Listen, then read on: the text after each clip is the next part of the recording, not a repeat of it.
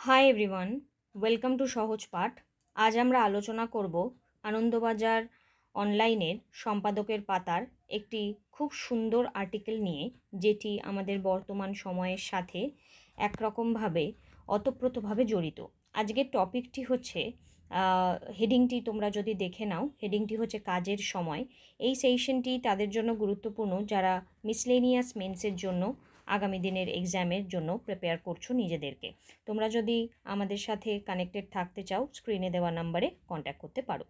So কাজের সময়ের এখানে নিচে যে লাইনটা লেখা থাকে সেটাই আবার পরে লেখা থাকে, জাস্ট একটু ওভারভিউ দিয়ে নিই এবং ছবির মাধ্যমেই আশা করি তোমরা বুঝতে পারছো কোন কাজের সময়ে কোন জায়গাটিকে এখানে ইনকর্পোরেট করার চেষ্টা করা হচ্ছে। এখানে আমার যে সমস্ত স্টুডেন্টরা রয়েছে তার ম্যাক্সিমামই তারা কোনো না কোনো জায়গায় কর্মরত এবং তার সাথে তারা পড়াশোনা করে বা হয়তো কেউ টিউশনস করে, কারণ WBCS বা এই কম্পিটিটিভ এক্সামের প্রিপারেশনটা অনেকটা লং জার্নি। তো তাদের তো আরও প্রেশার, বাট তার সাথে কাজের প্রেশার সবটা নিয়ে এখানে কি পুরো আলোচনা রয়েছে আমরা আলোচনা করব। 9th মার্চের এই আপডেশন নিয়ে আমরা কথা বলে নেবার চেষ্টা করব। সো এখানে প্রথমতই যেই ব্যাপারটিকে হাইলাইট করা হয়েছে সেটি হচ্ছে কাজের জন্য জীবন না জীবনের জন্য কাজ। খুব বড় একটি প্রশ্ন কিন্তু আজকালকার দিনে। সদা কর্মব্যস্ততা যেন এক ধূসর কম্বলের মতো জড়িয়ে দম আটকে দিচ্ছে অগণিত মানুষের। সময়ের অভাবে সম্পর্ক ভেঙে যাচ্ছে, ঘুমের ব্যাঘাত ঘটছে, প্যানিক অ্যাটাক শব্দবন্ধ ঢুকে পড়েছে বাঙালির মুখ চলতি কথায়। সারাদিন নিজেকে নিংড়ে দিয়েও রাতে ভয়, কাজ যদি সময় মতো শেষ না হয় কতটা কাজ করলে তবে কর্মী বলা যায় তা নিয়ে তোলপাড় চলছে। কয়েক মাস আগে ইনফোসিসের অন্যতম প্রতিষ্ঠাতা NR নারায়ণমূর্তি সপ্তাহে 70 ঘন্টা কাজ করতে আহ্বান করেছিলেন দেশের তরুণদের। তার কদিন পরেই আরও এক ধাপ এগিয়ে 90 ঘন্টা কাজের সওয়াল করেন লারসেন অ্যান্ড টুব্রোর চেয়ারম্যান SN সুব্রহ্মণ্যন। সো এখানে একটা পয়েন্ট একটু গুরুত্বপূর্ণভাবে আমরা যদি দেখি যে লারসেন অ্যান্ড টুব্রো এবং ইনফোসিস দুজনই আমাদের কাছে খুবই নোন একটি নেম, এবং এই এত বড় প্রতিষ্ঠাতার যারা রয়েছেন তারা পর্যন্ত উইকলি বেসিসে 70 to 90 আওয়ার এখানে কাজ করতে বলছেন।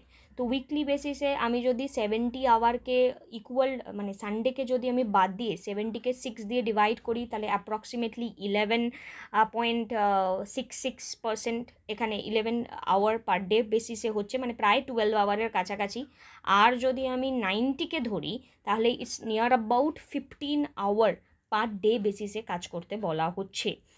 এমন অতুচ্ছ প্রত্যাশায় আপত্তি করেছেন অনেকেই। তো এই যে উচ্চতাটা, এটা কি কতটা কাম্য, মানে এটা একটা কিন্তু অত্যন্ত গুরুত্বপূর্ণ প্রশ্ন যে কাজ এত ঘন্টা করানোটা কতটা কাম্য, এই জায়গাটা একটু ভাববার ব্যাপার রয়েছে।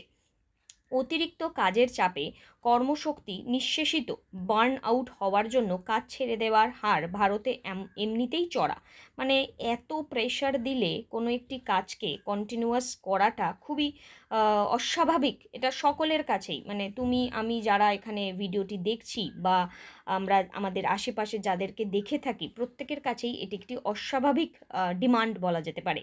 একটি অসরকারি সংস্থার স্বাস্থ্য সমীক্ষা দেখিয়েছে ভারতের কাজের ক্ষেত্রে বার্নআউটের হার প্রায় 60%, যেখানে বিশ্বের গড় 20%। কর্মজীবনের সঙ্গে ব্যক্তিগত জীবনের ভারসাম্য বজায় রাখা দরকার, এমন ধারণাকে কখনোই বিশেষ আমল দেননি ভারতের নিয়োগকর্তারা। তাই ছুটির দিনে প্রশিক্ষণ, জনসংযোগমূলক অনুষ্ঠান, সারাদিন কাজের পরে রাতে অনলাইন মিটিং, এগুলো বেসরকারি ক্ষেত্র ছাড়িয়ে সরকারি কাজেও প্রায় নিয়ম হয়ে দাঁড়িয়েছে। অসংগঠিত ক্ষেত্রে তো কোনো কথাই নেই, বিরতিহীন ডাবল ডিউটি, উৎপাদনের লক্ষ্য পূরণ করতে ওভারটাইম, দিনে 12-14 ঘন্টা শ্রম, এসবই নিয়োগের শর্ত হয়ে উঠেছে। তাহলে সামহাও আমরা একটা দেখতে পাচ্ছি যে এই মুহূর্তে যে পরিস্থিতি, সেই পরিস্থিতি অনুযায়ী এখানে আমাদের সরকারি যে বিভাগ, সেই সরকারি বিভাগেও এখন কিন্তু নিস্তার নেই, এমনটি লেখক জানাচ্ছেন, এবং কাজের প্রেশার প্রতিনিয়ত এখানে বেড়ে চলেছে। এমন অবিচ্ছিন্ন দীর্ঘ সময়ের কাজ কি উৎপাদনশীলতার পক্ষে ভালো? আহ, এটা এটা একটা অত্যন্ত গুরুত্বপূর্ণ প্রশ্ন, যে এইভাবে কন্টিনিউয়াসভাবে যে কাজ করাটা, এটা কি কোনো কিছুর প্রোডাক্টিভিটির জন্য শ্রেয়? সম্প্রতি একটি তথ্য প্রযুক্তি পরিষেবা সংস্থার শীর্ষকর্তা অশ্বিন ইয়ার্দি বলেছেন, সপ্তাহে 5 দিন মোট 47.5 ঘন্টা কাজই যথেষ্ট। ইয়ার্দি ও তার সংস্থার কেউই সপ্তাহান্তে কাজ করেন না, এমনকি কাজ সংক্রান্ত ইমেল পাঠানোও নিষেধ। পরিমিত কাজ, যথেষ্ট বিশ্রাম, বিনোদনের প্রয়োজনকে কিছু সংস্থা এমন গুরুত্ব দেয়। তার মানে এখানে একটি অসংগঠিত সংস্থার কর্মকর্তা এখানে জানিয়েছেন 47.5। যদি খেয়াল করে দেখো, 90 আওয়ার এখানে যে টার্গেট রাখা হয়েছে, প্রায় তার অর্ধেকের থেকে কিছু অংশ বেশি কাজকে এখানে রাখা হচ্ছে। তা কেবল মানসিকতা বা নৈতিকতার খাতিরে নয়, তার কারণ তথ্য প্রযুক্তি সহ নানা ক্ষেত্রে প্রয়োজন কর্মীদের কল্পনা কুশল, সৃজন উন্মুখ মন, নানা ধরনের উদ্ভাবনী চিন্তা, সমস্যা সমাধানের বিকল্প উপায় অনুসন্ধানের ক্ষমতা। এগুলি কর্মীদের মধ্যে না থাকলে বাজারে নতুন জমি দখল করতে পারবে না ওই সব সংস্থা। তো হ্যাঁ, এক্ষেত্রে কিন্তু গুরুত্বপূর্ণ ব্যাপারটি এটাই, যে আজকে যদি আমার কল্পনা প্রবণ মনকে সজাগ করতে হয়, তাহলে কিন্তু এইভাবে ঘড়ির কাঁটার পিছনে দৌড়ে দৌড়ে কাজ করলে সেটা কখনোই সম্ভব নয়। এবার লাস্টে বেশ কিছু পয়েন্ট নিয়েও কথা বলবো, অনেক সংস্থার অনেক সমস্যাও রয়েছে, সেই ব্যাপারেও আমরা আসছি। কর্মভারে ক্লান্ত মন তা পারবে কি করে? কর্মীদের তরতাজা সদা তৎপর রাখতে বহুজাতিক তথ্য প্রযুক্তি সংস্থাগুলির দপ্তরে বিশ্রাম, বিনোদন, খেলাধুলো, খাওয়া দাওয়ার অঢেল ব্যবস্থা মজুদ থাকে। আরামপ্রদ চিত্তাকর্ষকভাবে সাজানো হয় দফতর দফতরে। এখানে মানে এই যে মনকে মানে প্রগ্রেস করার জন্য এখানে যে এই বিভিন্ন আলাদা আলাদা বিনোদন ব্যবস্থা রাখা হচ্ছে, সেটা বেশ কিছু সংস্থা তো ভাবতেই পারে না যে হ্যাঁ, সাধারণ মানুষের যে তার যে নর্মাল এমপ্লয়ি, তার জন্য এত টাকা খরচ করতে হবে। তারপরে এখানে দেখা যাচ্ছে যে নতুন জায়গায় ঘোরা, নতুন বই পড়া, নতুন লোকজনের সঙ্গে সাক্ষাৎ, এই সবই ক্লান্ত মগজকে আবার চাঙ্গা করতে পারে। তবে শিওরে সমন অবস্থা হলে রাশ টানতে দেখা যায় কর্তাদের। কৃত্রিম মেধাচালিত অ্যাপ তৈরির ইঁদুর দৌড়ের তাড়ায় গুগলের অন্যতম কর্তা সার্গে ব্রিন সম্প্রতি সপ্তাহে 60 ঘন্টা কাজ দাবি করেছেন। এআই ইঞ্জিনিয়ারদের চিঠি দিয়েছেন, এগিয়ে থাকতে হলে সপ্তাহে 3 দিন নয় 5 দিন অফিসে আসুন। তার মানে এখানে আমরা দেখতে পাচ্ছি যে যে রেসে কোথাও না কোথাও কিন্তু ডিমান্ড করা হচ্ছে কর্মীদের তৎপরতা, এবং সেটি গুগল কোম্পানিও কিন্তু তাদেরকে 3 দিনের বদলে 5 দিন আসতে এখানে জানাচ্ছেন। কর্মীর শ্রম ক্ষমতাই শিল্পের ইন্ধন, কিন্তু কর্মীটিকে দেখছে কে? যে কাজ মানুষ ভালোবেসে করে, যাতে সে প্রাণের প্রণোদনা পায়, তাতে কোনোই পরিশ্রম অতিরিক্ত মনে হয় না। কর্মব্যস্ত দিনের শেষে সে বসে পড়ে সেলাই নিয়ে, কিংবা লেগে যায় বাগানের পরিচর্যায়, কিন্তু মনের আরাম মেলে এমন কাজ আর কত?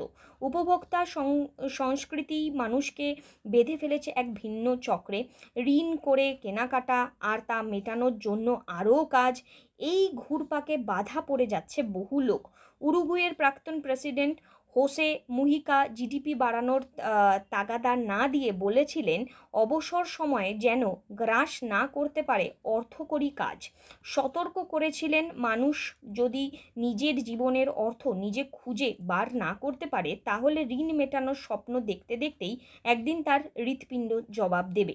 মুহিকা মনে করিয়েছেন, মানুষের হাতে স্বাধীন সময় না থাকা মানেই মানুষের স্বাধীনতা না থাকা। দারুণ লাইন কিন্তু এই লাইনটা। এবার এত কথা আমরা এখানে বললাম এবং সর্বশেষ এখানে যে কমিউনিকেশনটা আমরা করলাম, তাহলে এটা কতটা কাম্য, মানে কতটা কাম্য সকলের প্রতি। আমরা যদি প্রশ্ন করি, আচ্ছা এই যে কর্মকর্তারা এইভাবে ডিমান্ড করছেন 90 আওয়ার ওয়ার্ক, সত্যিই কি 90 ঘন্টা উইকলি বেসিসে কাজের দরকার আছে? যদি একজন এমপ্লয়ি তার মনের মতন কাজ পায় এবং সে কন্টিনিউ বেসিসে কাজ করে। সিমিলারভাবে আরও একটি কথা এখানে খুবই গুরুত্বপূর্ণ, যদি একজন এমপ্লয়ির যে কাজটি করছে তার সমসাময়িক যে সময়ে যে জিনিসপত্রের দাম তা মিলিয়ে তার যদি জীবন ধারণটা সঠিকভাবে হয়ে যায়, তাহলেও কি সেটা তাকে বাধা দেবে কাজ করতে? এবং মোস্ট ইম্পর্ট্যান্ট থিং, এরকম অনেক জায়গায় দেখা যায়, ইনফ্যাক্ট তোমরাও হয়তো দেখেছো, অনেক কর্মচারীরা যারা টাকা পেয়েও তারা সময়ের মতন কাজ করে না, তারা কাজটাকে ফেলে রেখে দেয়। এটাও কিন্তু একটা অন্যতম সমস্যার কারণ। তো সব মিলিয়ে যদি সমস্যাটাকে গোড়া থেকে আমরা বোঝার চেষ্টা করি, তাহলে সমস্যার অন্যতম কারণ কিন্তু একটা অন্য জায়গায়, সেটি হচ্ছে শিক্ষা ব্যবস্থার বিস্তার এবং মানুষের মধ্যে নৈতিকতার বিচার। সেই নৈতিকতা বিচারটা আজকাল মানুষের মধ্যে থেকে হারিয়ে যাচ্ছে। সবাই কোথাও না কোথাও, সে কর্ম যিনি করছেন বা কর্ম যিনি দিচ্ছেন, তাদের মধ্যে থেকে এই নৈতিকতার পরিচয়টাই যখন হারিয়ে যাবে, তখনই কিন্তু আমাদের সকলকে একটা সার্কেলের মধ্যে কন্টিনিউয়াস ঘুরে যেতে হবে। সো আনন্দবাজার পত্রিকার থেকে এই প্রতিবেদনটি তোমাদের জন্য দেওয়া ছিল। আশা করি তোমরা লেখার যে প্যাটার্ন, সেই প্যাটার্নটাকে বুঝতে পারলে। এভাবে সুন্দরভাবে লিখতে হয়, চলতি কথায় সবসময় নিজের ভাবমূর্তিকে প্রকাশ করার জন্য যে ভাষাগুলো দরকার, এভাবেই ব্যবহার করতে হয়, এবং যেটা একদিনে হয় না, রেগুলার বেসিসে প্র্যাকটিস দরকার। তো আমাদের উইকলি বেসিসে লাইভ ক্লাসেস হয়, তোমরা আমাদের সাথে চাইলে স্ক্রিনে দেওয়া নাম্বারে কন্ট্যাক্ট করে যোগাযোগ করতে পারো। ভিডিওটি ভালো লাগলে প্লিজ লাইক করে দিও এবং আমাদের চ্যানেলটিকে সাবস্ক্রাইব করে রেখো। Thank you.